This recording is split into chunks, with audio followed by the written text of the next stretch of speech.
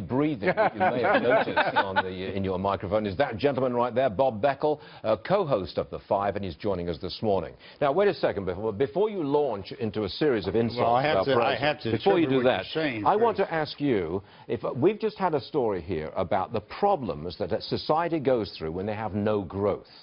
Now, President Trump has a program for growth. I want you to tell me, what is the Democrats' program for growth? Can you tell me? Is this the way you lead this? If you'll start with telling me what Trump's growth, besides renting the wall from China, I've asked a very simple question. Okay, but I'd like to respond to one thing. No, I know. I've asked you a question, Bob. We're short on time. I know a lot about opiates. Wait, listen to me. Listen to me for a second, will you? Just listen.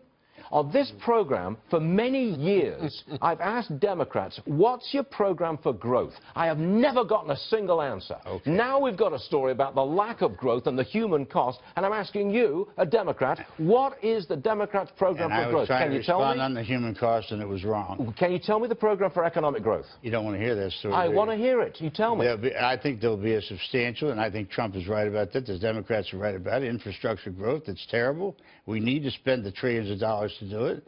We do not need to build a silly wall. A wall down there, the one place that's up, 9,500 people breached it in the last month. I'm trying to sort it out. Okay, Your program for growth is an infrastructure program and I think tax reform.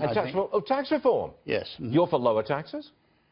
You know, you always equate tax reform with lower, don't you? And if I had your money, I probably would too. I think that what you really need is, you know, I have to be for a flat tax.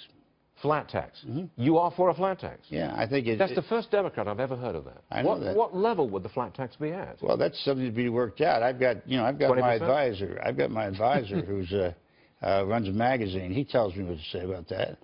But opioids are everywhere, and none of these guys are going to ever go back to work. Ever. I work with them every day.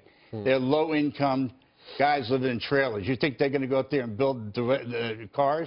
You're crazy. You've lost a generation. You know why? You got to tell your people to sell these pharmaceutical stocks who are poisoning this country, and particularly the people who make OxyContin. They ought to be in jail. I believe they've been fined to the tune of $600 million. That's not nearly enough. Not nearly enough. What about, okay, so we digress. Let's summarize. I asked you, what's the Democrats' program for growth? And you answered me. Okay, an infrastructure program and a flat tax. Okay, I got that. Now we're talking about opiate addiction. Yes. Right. And you want no opiates on the market, is that right? There was a Patient's Bill of Rights that guaranteed that you did not have to suffer a certain level of pain. It was passed some years ago.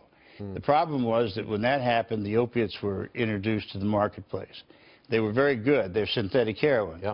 The problem is that when the FDA got scared about the addiction quality of it, and they get addicted in 8 days with that stuff, they took them off of that, and then the heroin guys, who are not stupid, moved in. That's true. Sold heroin cheap, put fentanyl in it. Now you've got an absolute...